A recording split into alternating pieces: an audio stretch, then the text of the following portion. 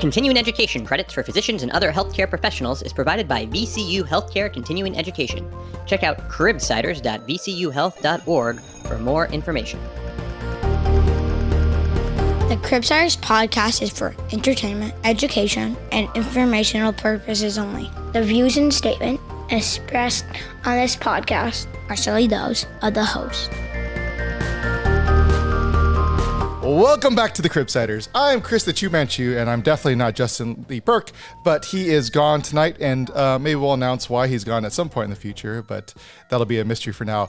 But today, I'm joined by Sydney Engel and our producer, Hartley Lidsky? Yep. The first time I said your last name, I just realized, but I'm glad I got it right.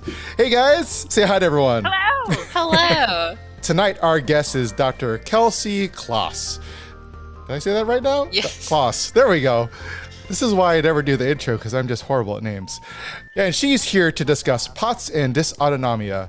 But first, Sydney's going to remind you what our show is all about. We are the Pediatric Medicine Podcast. We interview leading experts in the fields to bring clinical pearls, practice-changing knowledge, and answer lingering questions about the core topics in pediatric medicine. So tonight we have a fantastic conversation with our guest, Dr. Kelsey Klaas. Dr. Klaas is a pediatrician, educator, runner, and farmers market enthusiast. She practices in an outpatient clinic focused on adolescents with autonomic disorders, as well as children with medical complexity at the Mayo Clinic Children's Center in Rochester, Minnesota. She's also the medical co-director of the Pediatric Pain Rehabilitation Center, which is an intensive multidisciplinary rehabilitation program. She began working with adolescents with autonomic dysfunction accidentally, for which she is incredibly grateful to her past mentor. Dr. Klaas teaches us what tilt table testing really is, how to dose salt supplementation, and what recovery looks like in terms of partnerships with patients, families, and our medical colleagues. And I really hope our listeners enjoy this because it's a dizzy amount of information. No, okay.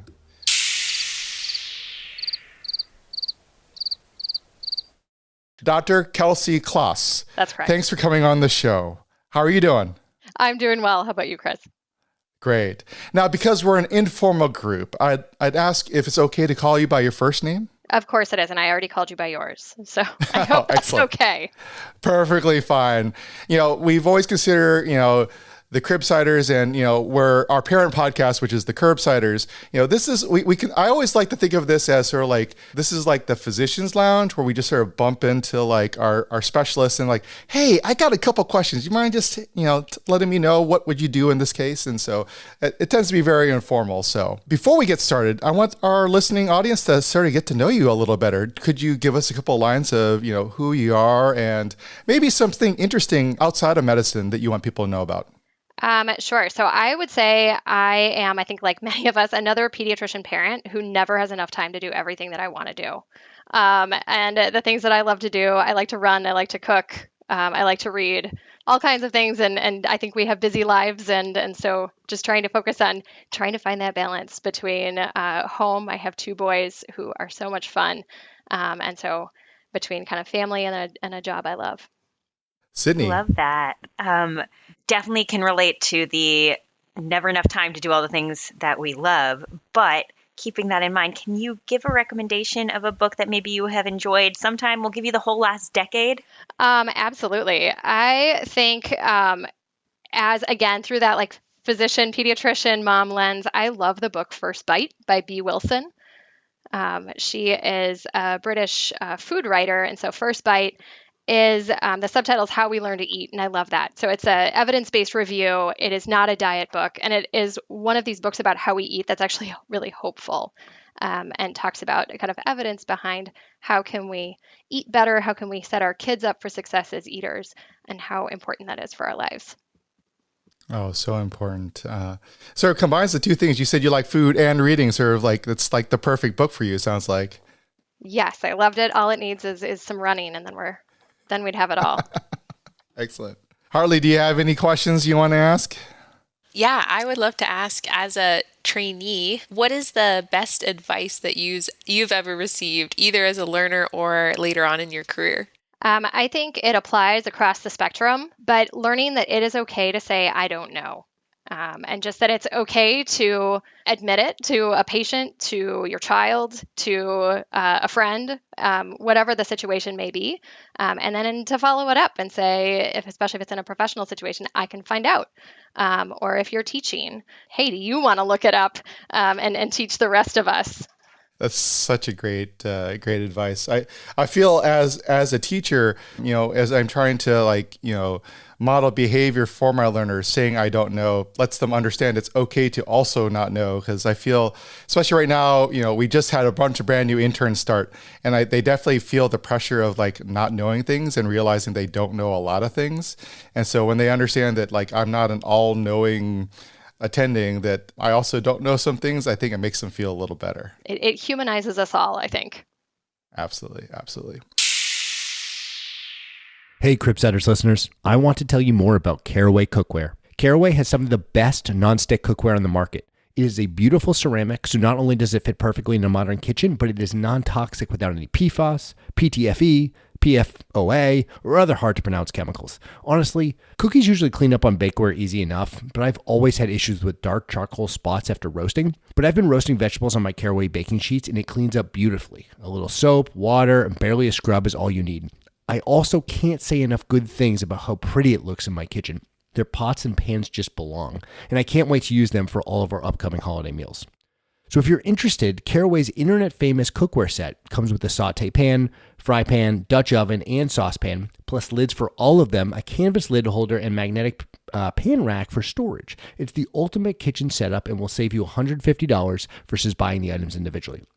So Cribsiders listeners, Caraway is offering you a discount. So visit carawayhome.com/Cribsiders to see all of our favorite products and take an additional 10% off your next purchase. This deal is exclusive for our listeners, so visit carawayhome.com/Cribsiders or use code Cribsiders at checkout. Caraway, non-toxic cookware made modern. All right. I think we can sort of jump into this really interesting topic, which I can't wait to get into. Harley, do you want to jump off with our first case? Absolutely. So here we have Disa.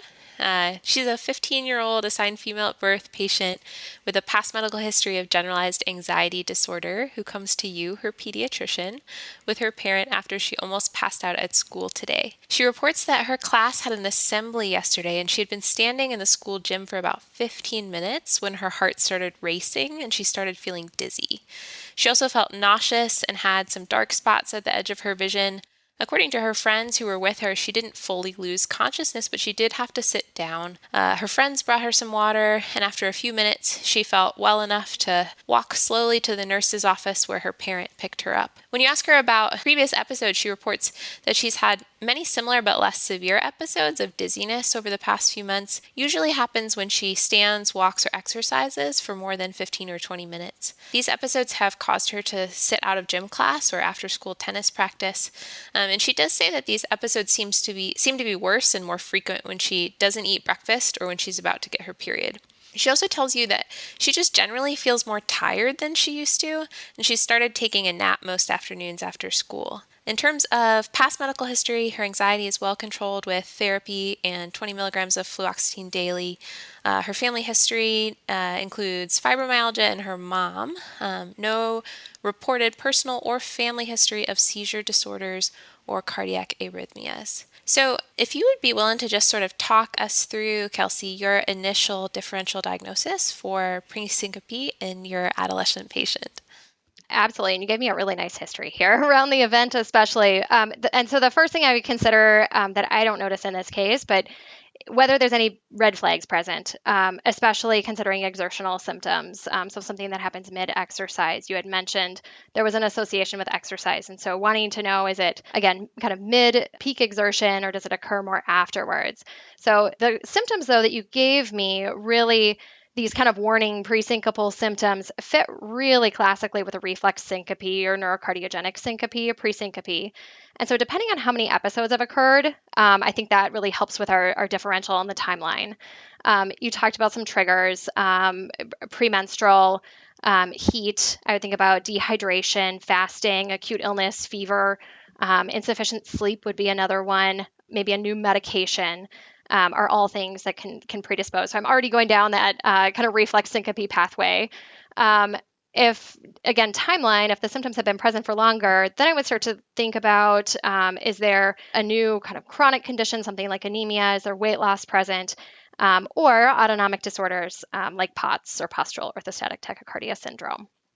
Jumping off that, can you kind of give us a definition of POTS? I feel like many listeners will be, I won't use the many listeners. I feel like I would appreciate kind of an overview of exactly what we're talking about when we talk about autonomic syndromes. All right. So I think, and sometimes we kind of group these together as dysautonomia or autonomic dysfunction. And I think it's important to keep in mind that that is really an umbrella term. It's a symptom of some sort of dysfunction of the autonomic nervous system. And it's a bit like saying weakness. It's not a specific diagnosis. POTS fits under that umbrella. It's a specific type of autonomic dysfunction that has a specific definition. It is still a syndrome, but it has a specific definition. So first, what does it stand for? It's postural orthostatic tachycardia syndrome. If you're in the UK, you leave out the orthostatic because postural and orthostatic mean the same thing. So it's a form of, we assume that there is a normally developed autonomic nervous system. So that differentiates it from, early onset autonomic disorders that might be genetic or hereditary. So a normally formed autonomic dysfunction or normally formed autonomic nervous system. So there's a normally formed autonomic nervous system that for some reason it's kind of out of balance essentially. It's not an autonomic failure. That's going to be another separate category. What POTS is defined by specifically is going to be three things. It's chronic symptoms of orthostatic intolerance, so 3 months or more of more often than not feeling kind of just crummy when upright. There's a whole collection of symptoms: fatigue, dizziness, lightheadedness. It might be vision changes, hearing changes, nausea, heart racing, more pain, more headaches. So orthostatic intolerance, that is better when supine. It is defined by an excessive heart rate change on head-up tilt table testing. Excessive for age is a heart rate increase of 40 beats per minute or more. And that it has to be in the absence of orthostatic hypotension, because if blood pressure drops by more than 20/10 within the first 3 minutes, so orthostatic hypotension, we would expect a tachycardic response. That would be compensatory, it would be appropriate. So chronic orthostatic intolerance symptoms, a heart rate increase of 40 beats per minute or more on a head-up tilt table test in the absence of orthostatic hypotension is defined as POTS. Gotcha. So you did talk a little bit about some of the differentials. Are there any red flags that we should be thinking about, other more urgent things that we shouldn't be missing when we're getting our history? Absolutely. And I think, your emphasis on history is so important. A history, I think, is really the most important tool when we're evaluating these conditions. So things that I think about, I already mentioned exertional syncope or kind of mid-exertional symptoms should really take us in a different direction. Getting a detailed history of exactly what that kind of spell or a set of symptoms looked like. If there is no warning of near syncope or syncope about to happen, if it's kind of out of the blue, I think that shifts things a bit more. Kind of a lapse in memory lasting more than if a patient does faint and it's reflex syncope, we expect it to be, a few seconds, less than a minute. But loss of awareness longer than that period of time, convulsive symptoms. There can certainly be a convulsive syncope distinct from an epileptic convulsion, but abnormal movements and kind of any of those red flags that we think about with seizures would be some of the others. Yeah. Thanks for sharing all of those symptoms. Would it be okay to ask a question about racial and socioeconomic disparities in POTS?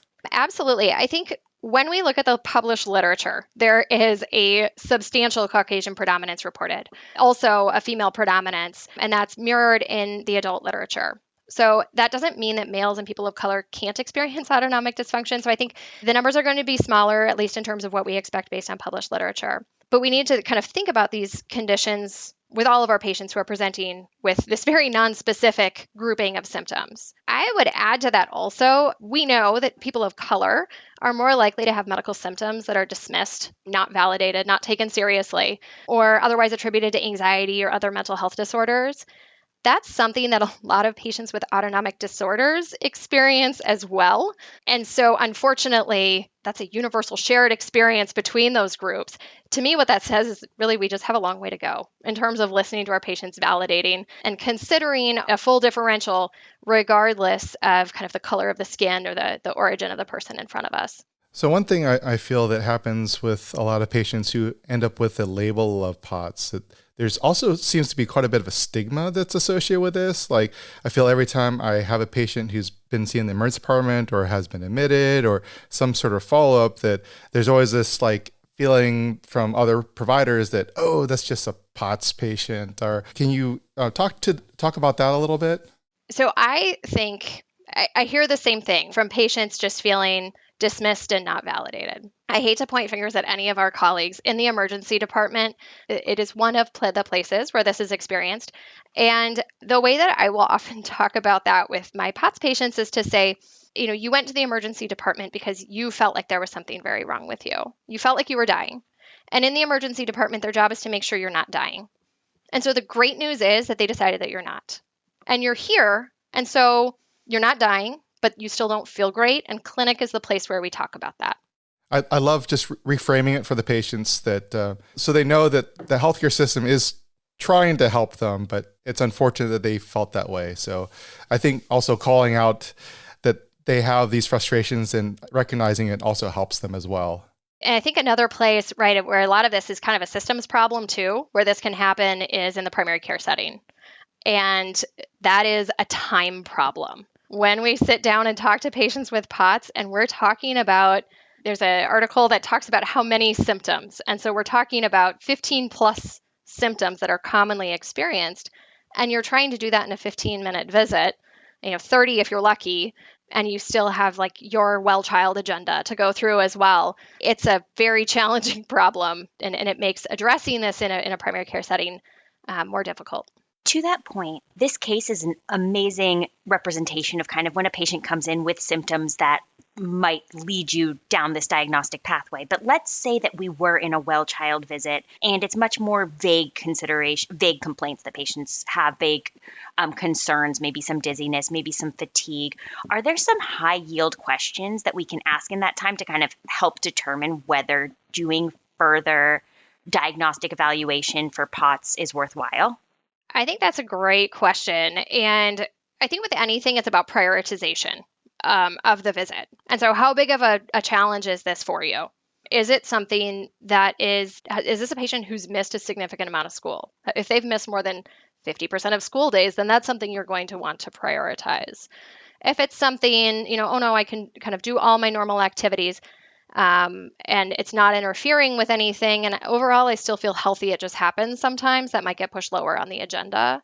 And so, yeah, I think acuity, how big of a problem or a disruption it is, really sets the agenda. And you might need to schedule a follow-up visit to talk about it more. Awesome. Well, thank you for talking about that a little bit.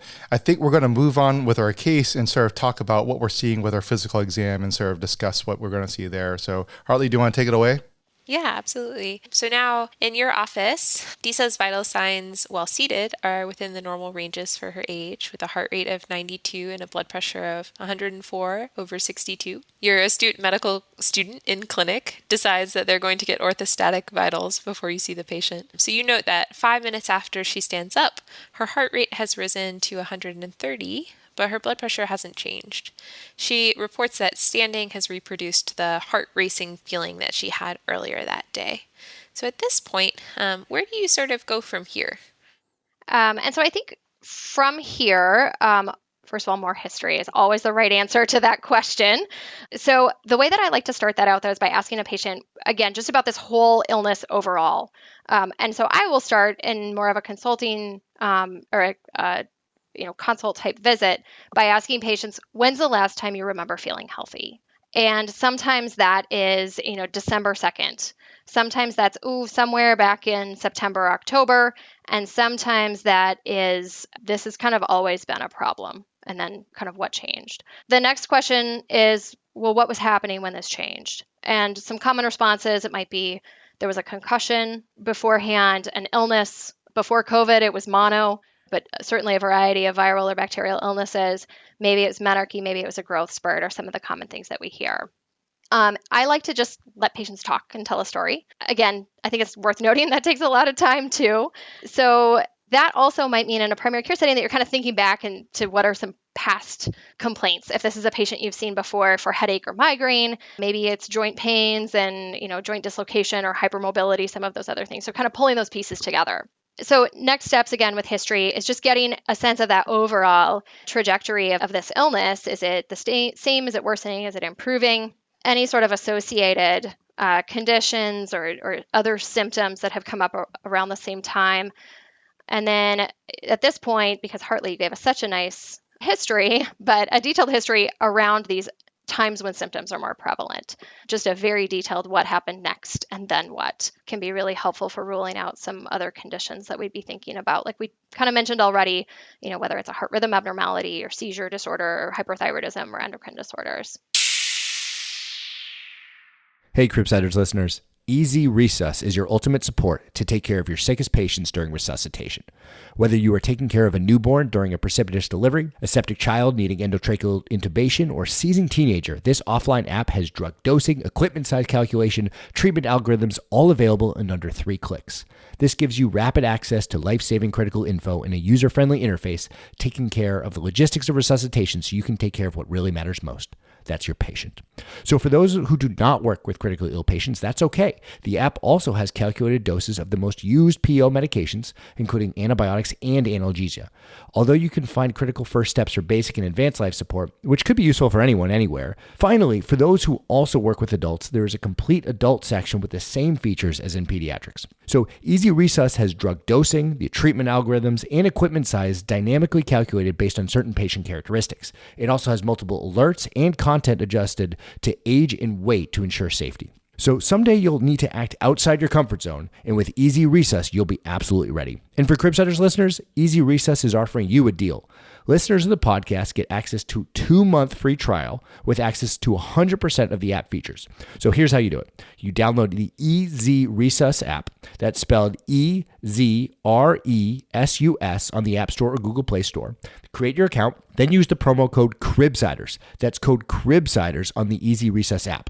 And for more information, you can visit easyresus.com/Cribsiders. Now, with POTS, I have one question about the symptoms. Now, it sounds like it can sort of wax and wane. Do a lot of patients with POTS, can they have like large periods of time when they are asymptomatic completely? So that would typically be outside of that POTS diagnosis. It's not that it doesn't happen. I would say that it might be more of just like a post-viral kind of syndrome. If patients are completely fine and have no symptoms, but every time they get a viral illness, they have dizziness and lightheadedness and presyncope for 2 weeks afterwards, I would manage that very differently than someone who has chronic symptoms. And I wouldn't call it POTS. Now, with the presentation that Hartley just discussed, she sort of gave us some blood pressures here, and also this thing called orthostatic vitals. Do you mind talking a little bit more about orthostatic vitals, how it's useful in this case, and maybe talk a lot about whether you actually need to get sitting blood pressures while you're doing orthostatics as well? So our med student in this case did a phenomenal job getting some additional vital signs and thinking about orthostatics, because we're talking about orthostatic intolerance or chronic orthostatic intolerance. Ideally, what you would do, and it's sometimes called an active stand test. There's no real established protocol for that in pediatrics. I think what kind of more expert opinion and agreement is that what we would like to see is a patient lying flat for at least 5 minutes, ideally more like 10, and then checking heart rate and blood pressure at a couple of time points there. Then skip the seated measures, have the patient stand without leaning, minimal interaction for at least 5 minutes, again, ideally more like 10. Ideally, you check heart rate and blood pressure every minute. That is challenging, I think, to do alone, especially if you've got an automated cuff that's misbehaving or you're worried about lower pressures. And if a patient has symptoms, I tell them beforehand, if you feel like you're going to faint, I need you to sit down first, because we don't want any in-office injuries or hospital injuries. And what type of things are we looking for a positive test? Are we looking for just tachycardia, how much tachycardia, or can we also see hypotension, or can you have only those, like just hypotension without tachycardia, or the other way around? So what we're looking for is so doing orthostatic vital signs is validated for the diagnosis of orthostatic hypotension in adolescents. It is not validated for the diagnosis of POTS. And the physiologic response to standing versus a head-up tilt table test, which we can talk more about, is very different because you're engaging those lower extremity muscles, and with that contraction of the musculature, increasing your preload.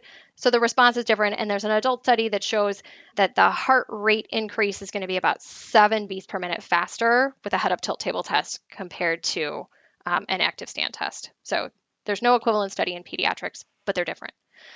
So you're looking for orthostatic hypotension. So again, that's a drop of more than 20 millimeters of mercury systolic or 10 millimeters of mercury diastolic. That we would expect to see tachycardia with that. If there is no compensatory tachycardia, then either there was and you missed it because you're doing an intermittent reading, or this is a vasovagal response and they're both falling, or you have found a rare pediatric patient with a neurogenic orthostatic hypotension, which doesn't really happen otherwise previously healthy teenager. Otherwise, if blood pressure is steady, we don't have any better measure than saying a heart rate increase of 40 beats per minute or more. But again, it's not validated in the literature as a diagnostic tool for POTS. But it can give us a hint, kind of, are we looking in the right direction if we have a excessive or generous postural tachycardia without a drop in blood pressure? And 40 beats per minute or more over what time frame? That would be over that 10 minutes. And so there is often some variability as that the autonomic nervous system, that baroreflex engages to try to compensate. You're going to see fluctuations probably over that time period. So with intermittent measures at any time point over 40 beats per minute, again, probably excessive. And it's I think a useful clinical tool. Well, even though it may not be kind of technically diagnostic, we can still manage. And speaking of the technical diagnostic tools, can you talk a little bit about the tilt table test? And I'm specifically interested in what the experience is like for patients, because whenever I send my patient for a study, I like to be able to kind of give them that anticipatory guidance of what's going to happen. Absolutely. And I think it's worth talking through. Each institution is going to do tests a little bit differently. My institution, the head-up tilt table test is part of a broader test called autonomic reflex screening that looks at other autonomic reflexes. If we focus just on the head-up tilt table component, there is agreement. There was, I think in 2021, there was a consensus statement from the American Academy of Neurology, the American Autonomic Society, and the International Federation for Neurophysiology to agree on what an ideal head-up tilt table test looks like. And so the agreement was this is a flat exam table. Patients are secured to that and they are supine for at least 10 minutes.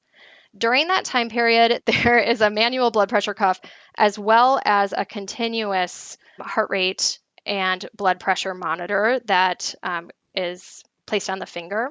After 10 minutes supine, that table is going to go slowly elevated, the head elevated to 60 to 70 degrees and remain there for at least 10 minutes. Some centers will do extended protocols, especially if syncope is the indication, to 30 minutes or more.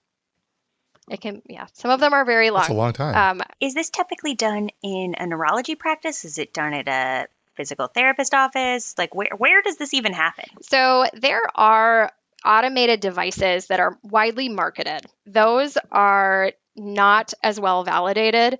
The recommendation is that this be a test that's performed by a technician or other trained medical professional and overseen by a medical professional who knows how to interpret the tests. So I think making sure that ideally we're sending our patients for that type of a test. These are mostly going to be at academic centers. There are some larger practices, community-based practices as well.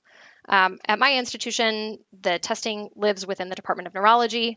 For others, it's within cardiology. And so autonomic medicine is a specialty that's open to everyone.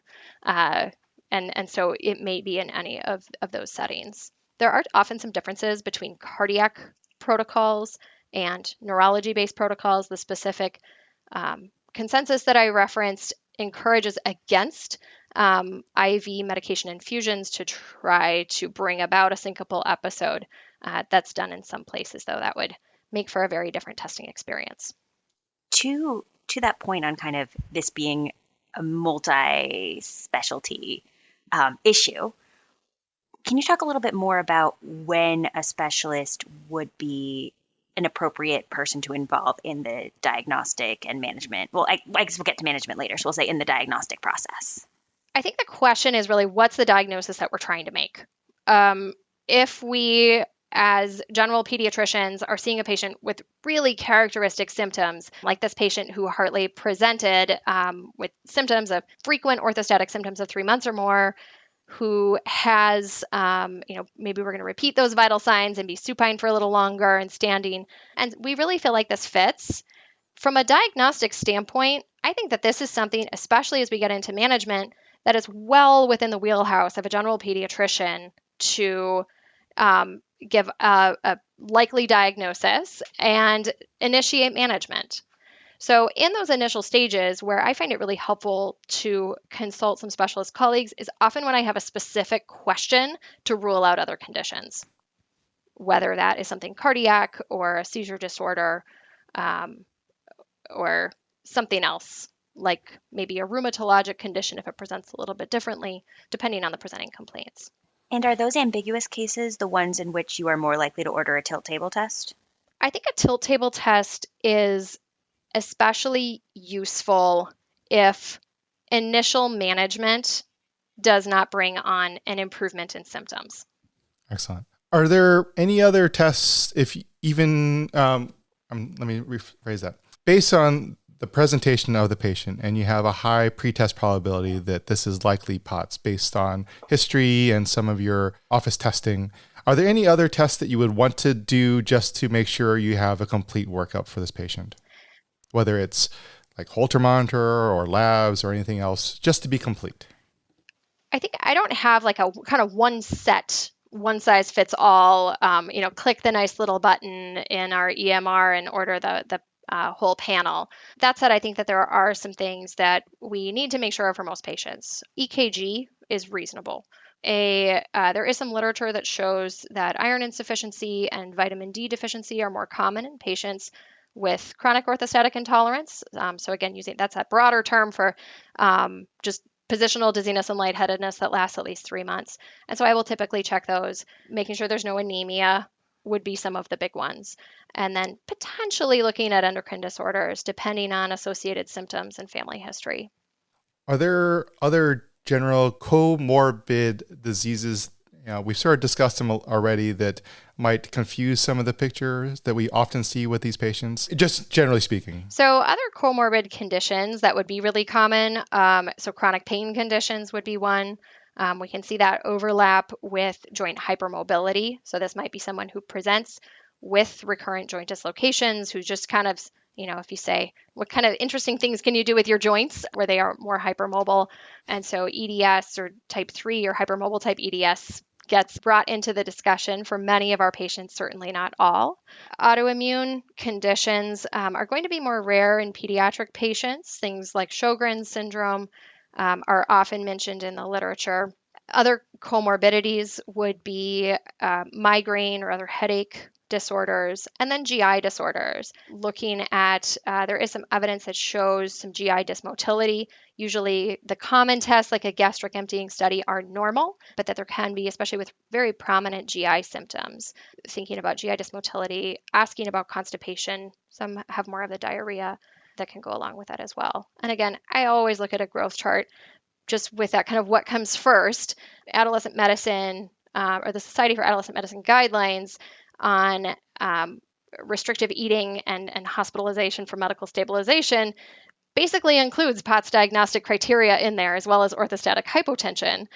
And so getting that history of what started first. Was it the symptoms that led to the restriction that led to the weight loss? And orthostatic intolerance probably worsened around that time, but sometimes the GI symptoms precede the weight loss. Sometimes it is weight loss happens first. And so in those cases, again, history is going to help you. Managing that weight loss is going to be a critical part of managing orthostatic intolerance, whether it's POTS or not. Hey, Cribsiders listeners, let's talk some more about Freed. Freed is an AI scribe that listens, transcribes, and writes medical documentation for you. So here's the backstory. Gabby, a family medicine physician, and Erez, a computer engineer, came up with Freed, a solution that could help alleviate the daily burden of overworked clinicians everywhere. And for Erez, selfishly, it could mean that he would spend more time with Gabby, who was spending nights, weekends, and holidays updating medical documentation. So what does Freed do? Freed turns clinicians' daily workflow into accurate documentation instantly. There's no training time, no onboarding, no extra mental burden. All the magic happens in just a few clicks, so clinicians can spend less energy on charting and more time on what they do best. Today, more than 4,000 clinicians and their spouses have fallen in love with Freed. So Freed is this AI scribe that makes charting go away, doing your soap notes for you. It is HIPAA compliant, takes 30 seconds to learn, and costs only $99 per month. But you can try Freed for free right now by going to freed.ai. That's freed.ai. And listeners of Cribsiders can use code CRIB50 for $50 off their first month. I want to sort of go back to something you said about EDS, because I feel like this is a common thing that people look up online and then they come to me, they're like, I think I have POTS EDS. And you say, well, actually, I've been trying times like, yeah, this sounds like POTS, but then they really, really want this EDS workup. And then I'm like, we only have like one EDS specialist all the way in Cincinnati, and then they really want me to send them to the specialist. Do you get this question often? And how do you handle that? Are there some tests that we can do, or do you just sort of pull up this is how you diagnose EDS? Yeah, you might have some hypermobility, but not horrible. How do you come across this often, and how do you handle it? Yes, I come across it often. I do think it's an important part of the evaluation because it will influence our management. However, making the diagnosis of EDS is outside of my training and my scope of practice. So the way that I discuss that with patients is to say, when we talk about EDS as a category of diseases, then am I going to look for signs that, marfanoid features or things, cardiac features, family history of sudden cardiac death, or maybe they just frankly have a family history of a collagen disorder? That's going to change what we do. If all of that is negative, and this is just a bendy, stretchy patient who's dizzy and lightheaded, then I think the practical approach that I talk about is to say, if you're hypermobile and you have dislocations and joint instability, again, that impacts how we manage. The diagnosis, if it is hypermobile EDS, there is not a cure, there's not a medication that will help you. There's a therapy approach, and we can put that together, that physical therapy approach, with our POTS management. And what matters for that is hypermobility. And so I will often do I'll usually do a Beighton score in the office and tie that into how we, again, focus on how do we manage your symptoms and improve your functioning is really the goal with these patients. That's really helpful. I appreciate you talking through that because I think a lot of us didn't necessarily learn a ton about EDS and hypermobile EDS in med school. And so I appreciate you going through that. I did want to ask, now that we've sort of established that this patient has POTS, would you be willing to talk us through the pathophysiology? I can try, and I'm going to use my earlier answer, which is to say we don't know. So not just I don't know, we don't know. There are certainly some studies that define physiologic characteristics of patients with POTS, and they seem to have inadequate vasoconstriction. They seem to have inadequate venous return. And then as a result of those things, a compensatory tachycardia. And that's the part that we see and that patients feel. There's theories about why, but the short answer is we just don't know. Yeah, that's helpful.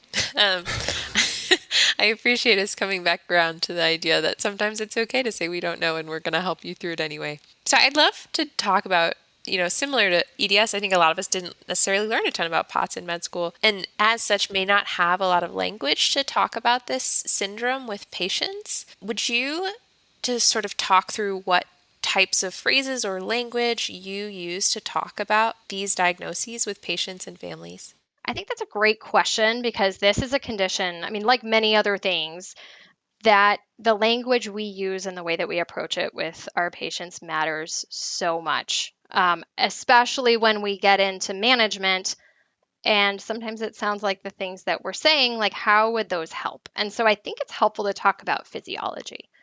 And again, this requires a luxury of time. So this would be something where if there are out there resources that talk about some of the physiology of what happens when we stand up, or explaining the barrow reflex. And I think that that's an easy example that I like to talk about.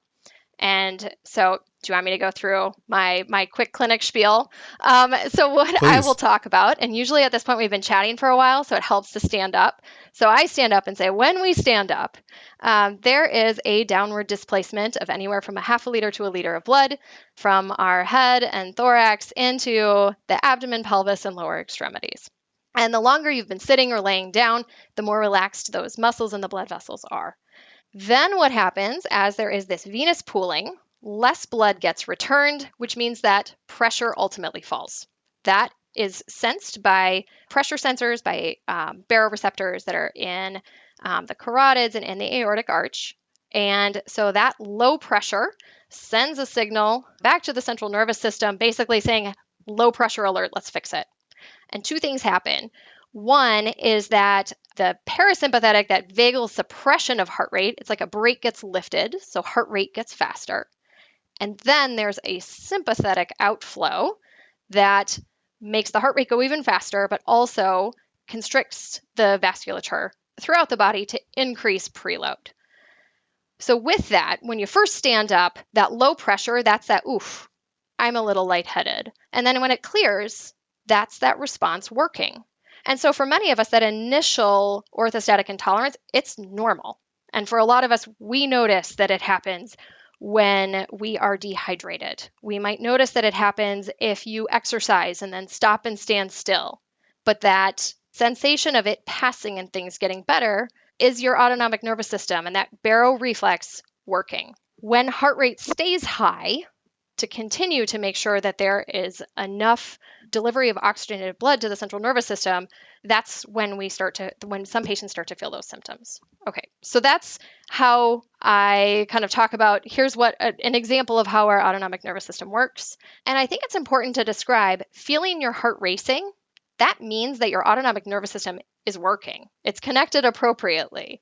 We're not talking about autonomic failure, which gets into when you start Googling POTS. If you start reading about autonomic failure, multiple systems atrophy, and scary things, I want you to back your way out of whatever page you're on, because the reflexes are there. They just feel awful. So that is, I think, going through that helps with at least introducing some of the language of venous pooling, and we can talk about the heart rate blood pressure response. We can start to talk about the parasympathetic and sympathetic balance that is necessary, and can kind of set the stage for how I start to talk about the what to do about it. So as a secondary question, when you're talking to patients and their families about this, you're talking about baroreceptors, but also as you're taking history, you sort of said there might be some associations with different things like concussion or a viral illness like mono or maybe post-COVID. How do you explain that relationship between the baroreceptors and maybe some of these other associated or instigating issues, or even how, you've discussed how maybe anxiety or other psychiatric conditions are related or exacerbate their baroreceptors? No, I think the way that I kind of tie that anxiety piece into it is that anxiety is a sympathetic response. It's a flight or fight response, but the trigger is psychological. And, I will say it's how I feel when my children pick up a snake and bring it to me. It's how I feel when I have to do public speaking, right? That's a psychological trigger, but the sympathetic response is there. Contrasting that with a sympathetic response to standing or with exercise. So I had one patient say once that the way that she could tell the difference between anxiety and POTS was how their brain felt. Because their brain felt nervous. Their body felt the same no matter what. It was, do I feel nervous or do I feel like I, just walked up a set of stairs? And so I really liked that description. In addition to talking about how anxiety is associated, during your history, sometimes you say that there might be some relationship to other instigating factors like a virus or a concussion or something like that. Can you explain how you discuss with patients how that's related? Absolutely. And that gets into the why and the pathophysiology of POTS, that we don't really know why or what happens. I think the way, and this is not evidence-based, the way that I think about it, what could tie all of those things together is some sort of an insult or injury or inflammatory response impacting the central nervous system. So when we talk about the autonomic nervous system, I think we often think about the sympathetic and the parasympathetic, the fight or flight and the rest and digest type systems. But there's a central autonomic network as well.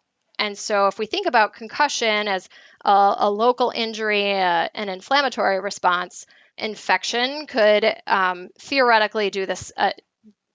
Infection could theoretically lead to a central inflammatory response as well. Yeah, that's really helpful. I wanted to move on to non-pharmacologic therapies. So if we're thinking about, okay, now we know what's going on, what do we do about it? What would you recommend for DISA as first-line therapy? So I think as we start to talk about this, and this is where language gets to be really important, because you can summarize non-pharmacologic management for POTS in a sentence or two.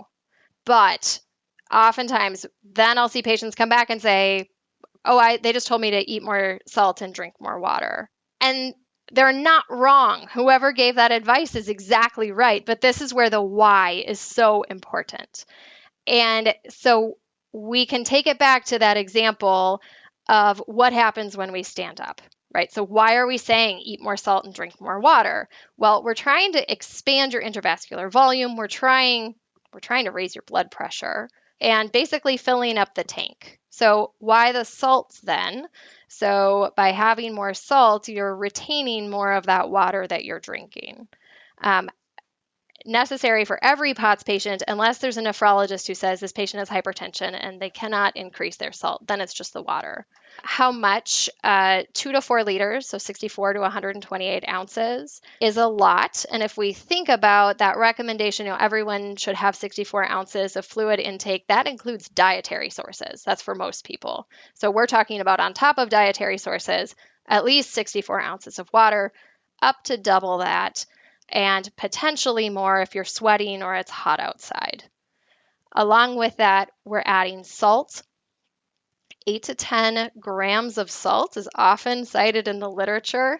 That is an unbelievable amount of sodium chloride. If you've ever tried to sit down and eat that, that's several teaspoons. And so I will usually say start by adding a teaspoon of table salt on top of your normal diet.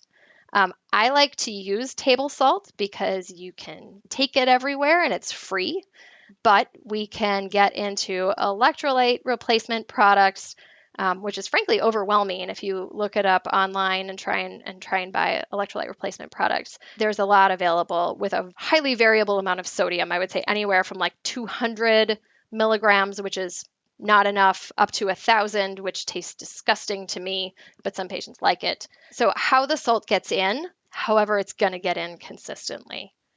That's one of those things where most often with fluid and salt, most patients don't say, aha, I'm 100% better. But once they start doing it consistently, if they don't, they notice that they feel worse.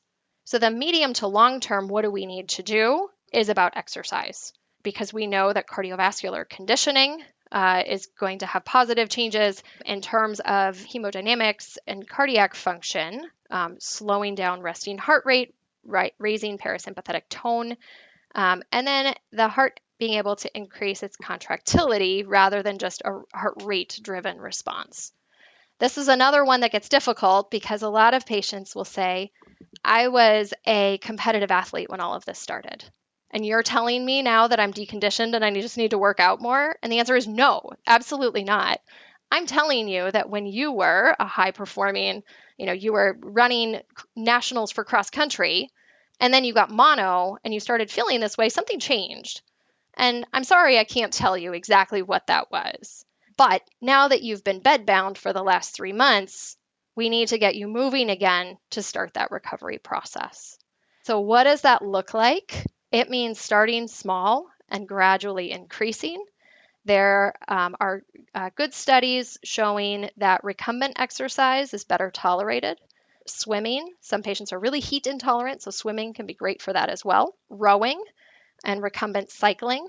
There are protocols mainly validated in adults, but there is a protocol that's adapted for pediatrics that uses recumbent exercise. And it's starting with a small amount and very gradually increasing. Our physical therapist, so there's another member of the team who can be really helpful as physical therapy. Our physical therapist will often say increasing total time by 10% per week. So if you are starting with 5 minutes of exercise, that means you're going up to 5.5 minutes the following week. Consistency is really important. So I say at least 5 days per week, and I don't want patients to crash afterwards. I need it to feel easy to be able to do that consistently and to build on that progress. And along with that aerobic component, also starting to add in some strength training. Again, this is where physical therapy comes in, especially patients with joint instability and hypermobility, to make sure that they are protecting their joints and have proper movements so that they don't exacerbate any joint pain or cause more dislocations. So you brought up our physical therapy colleagues, which I love my physical therapy colleagues. One question I is, can I refer to any of my general physical therapy colleagues, or are there physical therapists who have niches in these types of syndromes, patients with POTS, and should we be looking for those specific ones to send to, or can I just send to my regular physical therapist who also does like my patients with knee and shoulder issues, and they would be able to come up with a competent exercise, help patient with a competent exercise regimen? If there is an option to work with a physical therapist who has familiarity working with patients with autonomic disorders, or with patients with joint hypermobility, that's always really helpful. I think with direction, a great physical therapist is a great physical therapist, and many will say, I may not be familiar with this, but let me, take a look at the literature. Like I said, there are published and validated protocols that they can certainly adapt. But absolutely, there are physical therapists who have more interest and experience working with, especially adolescents with autonomic dysfunction. Another question, just kind of piggybacking off of that I get sometimes is, what about an athletic trainer? And this, I think, gets very difficult because athletic trainers are often that kind of push to fail mentality, and that does not mix well with POTS. That kind of overdoing it can lead to a crash, and then we're recovering for a couple of days or several days, and that bed rest leads to further deconditioning, which is a setback.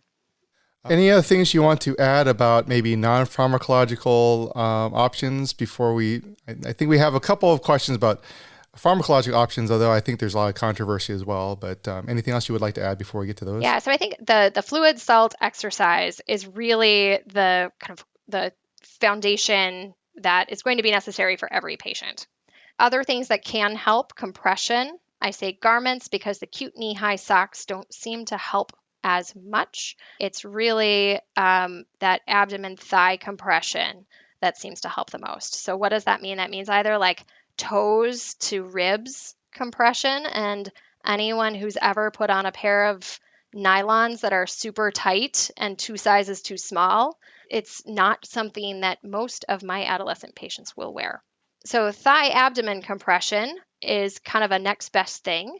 And I guess cheapest way to try that would be looking at something like an athletic compression short, or like shapewear, like Spanx, and buying that, right? We're not going to prom. We want it to actually be tight and provide good compression. So pulling on these compression garments, it should be difficult. They should be tight. Are there actual guidelines and recommendations and prescription compression garments that can be recommended? Absolutely. But I think that this is a more approachable way to try it out. Say our patients are having trouble finding the ones that they want, or the Spanx that they want.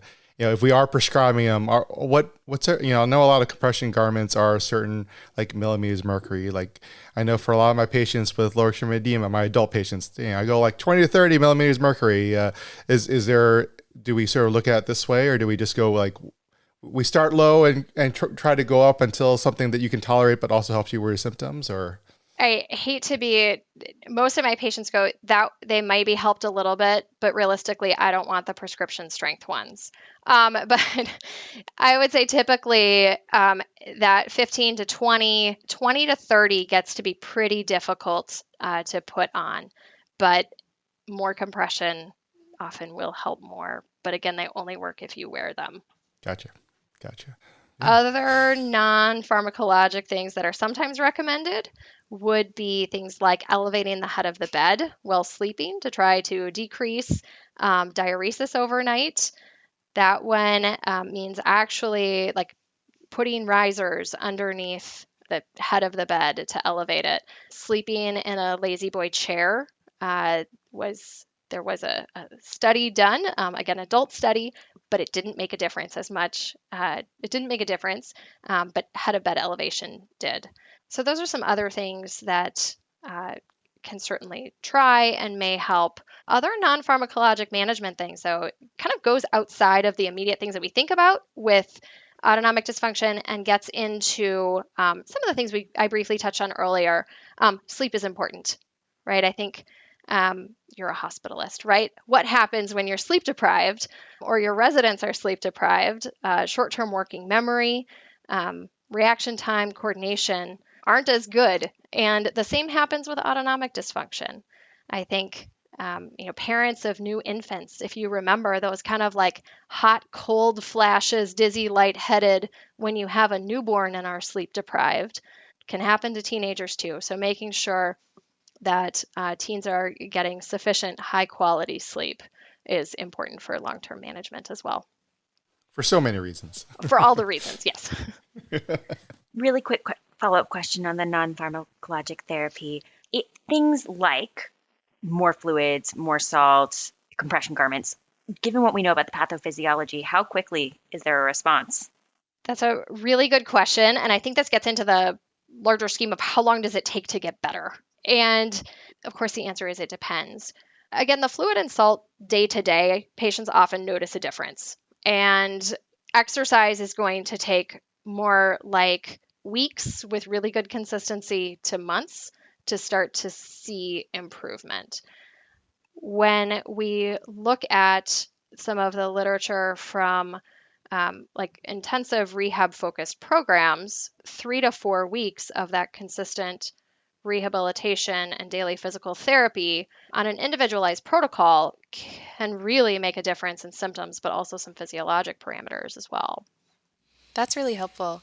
I'd love to hear, so we've talked about all of these wonderful non-pharmacologic therapies. I've met POTS patients who really struggle to engage with exercise because their symptoms are so severe that they can't even take that first 5 minutes. Can you talk about pharmacologic options for patients and I guess, sorry to give you a double-barreled question, but when you reach for medications? Absolutely. I think that's really going to depend on the patient and where they are starting.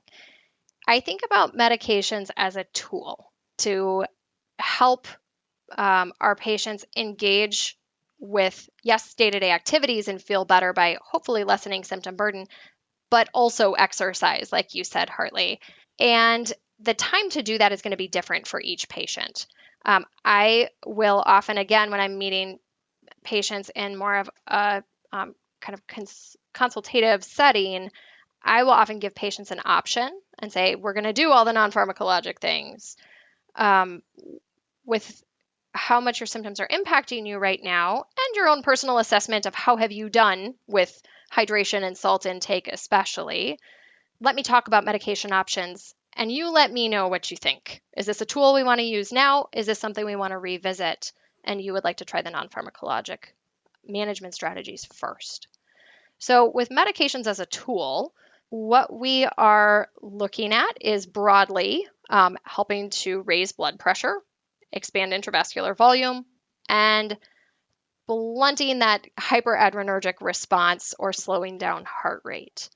And so commonly used medications for each of those, not in order of my preference, are going to be alpha agonists like midodrine, fludrocortisone as a mineralocorticoid, and often beta blockers, propranolol, metoprolol are going to be the ones that are the most published.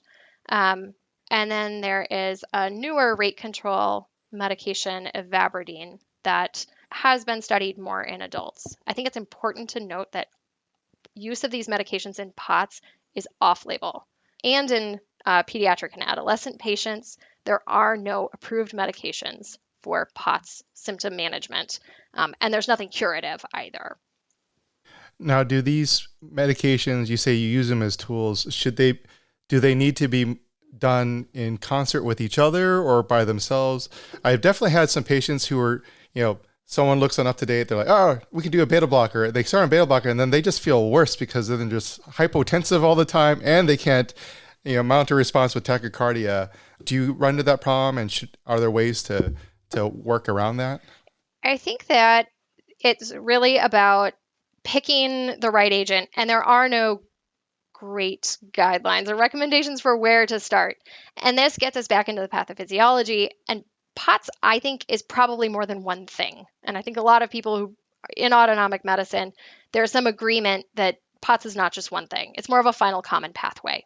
As we're talking about POTS, we can broadly divide it to talk about a neuropathic type. These are patients who are going to tend to have a lower baseline blood pressure and probably maybe aren't going to do as well with a beta blocker, because if they're already hovering on that, kind of borderline hypotension, and now you blunt their ability to mount a tachycardic response, they often will get worse. And then on the other side of that is these more hyperadrenergic type, where they may be hypertensive, and are more likely to be able to tolerate a beta blocker. So I think choosing the right agent, I tell patients it's a guess, but it is an educated guess that we're making.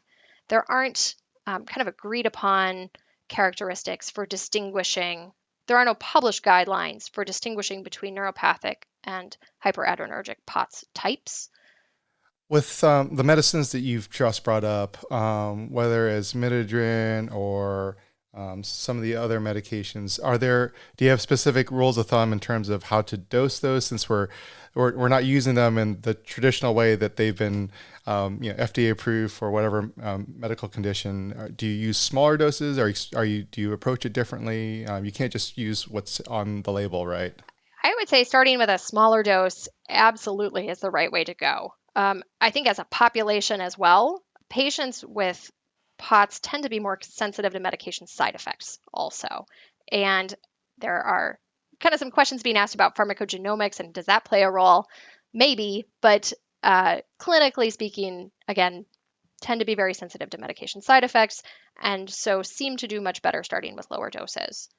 So I can certainly talk about some of the specifics that I will often start with. For patients with lower blood pressure, more of that neuropathic type of POTS, I will often start with midodrine. It is a short-acting medication. It oftentimes needs to be dosed 3 times a day. And so I talk about doing that when you first wake up and then about every 4 to 6 hours.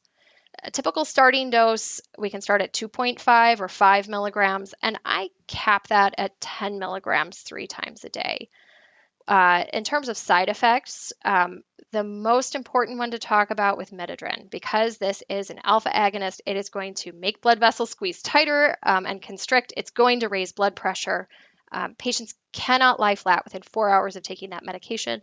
And the reason is to avoid intracranial hypertension, that if we start with a low dose and they don't lie flat, it's avoidable. Other things with midodrine, some patients have increased headaches.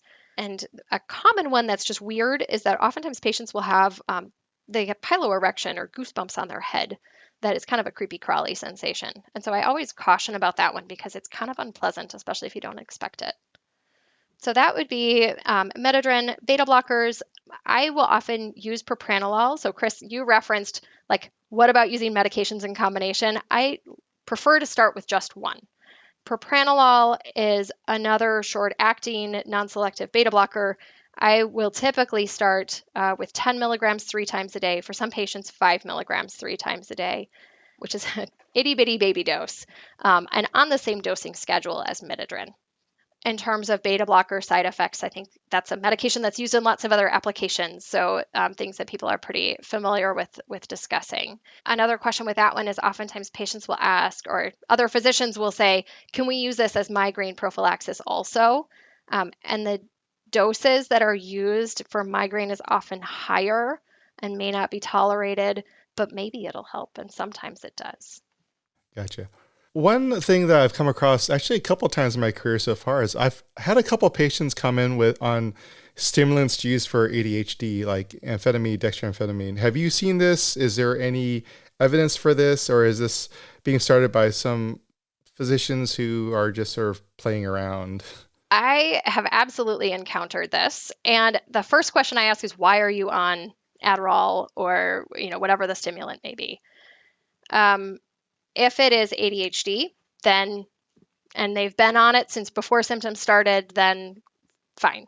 If it's a newer medication, then as a stimulant, it can certainly increase heart rate and it may contribute to symptoms. So that's something to be cautious of as well. I don't use it in my practice for POTS specifically. Sometimes it's started by, a well-meaning medical provider who's trying to improve brain fog would be one of the more common things that I see. But there's not sufficient supporting literature for benefit to offset the potential symptom exacerbation and other side effects that can go along with that medication. Like I said, if it's for ADHD, then fine. If it was helping and its symptoms haven't worsened or dose hasn't been adjusted, then carry on. But I don't use it for POTS specifically. Are there any other prescription medications or things that we need to think about, or things that we might run across while we're taking care of patients? So certainly one of those is fludrocortisone. Of the kind of more common medications for POTS, I have to say it's my least favorite, but it can be really helpful for the right patient. The reason that I say it's my least favorite is that as a longer acting medication and one that works by expanding volume, it's one of those that oftentimes it seems like, again, and this is my clinical experience, is that oftentimes it seems like, oh, it helped a little, but not kind of enough. And so what do we do if it helped a little, but not enough, right? Let's try a higher dose. And so we can certainly see electrolyte abnormalities, hypokalemia being the most common. And then secondary adrenal insufficiency can occur as well. So because of that, it doesn't seem the most helpful for most patients. Like I said, for the right patient, it can be really helpful. And then there are some concerns about cardiac and renal fibrosis with long-term use. And so if it's not helpful and we don't need it, I prefer to avoid it.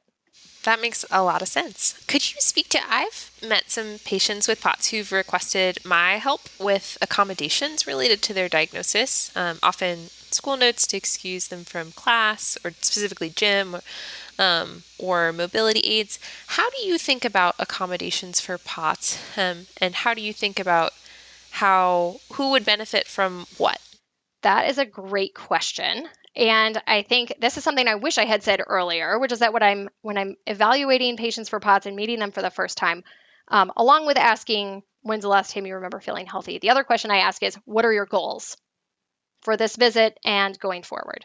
Because oftentimes the goal is, I want to get back to activities. I want to get back to full-time in-person school. So when we start to talk about accommodations, it's helpful to have that foundation and to say, all right, I understand gym class is hard right now and it provokes symptoms. Instead of just kind of blanket excusing you from gym, let's think about how we can view this in a rehabilitative context. So for some patients, that might be limiting the time of gym class, limiting the activities that they're doing. If we think about what provokes symptoms, doing sprints and interval type training. Oftentimes after those bursts of high intensity exercise, symptoms are worse. And so talking about a gradual return, that might mean working with a school. I've had some schools be open to giving PE credit for a patient doing their home exercise program, whether that's done at home or in the gym.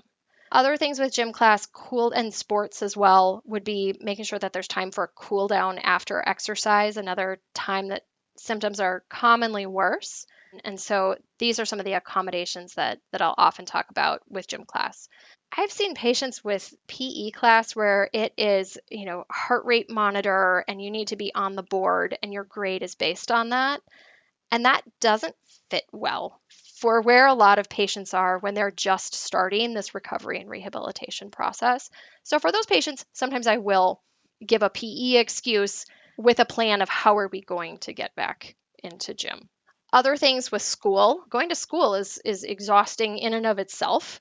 And so that same gradual recovery, I like to advise for school as well, if this is someone who's been out of school for a period of time. And again, it requires working along with the school to say, can we do a partial return, going back with 1 or 2 class periods, but the same 1 or 2 class periods every day?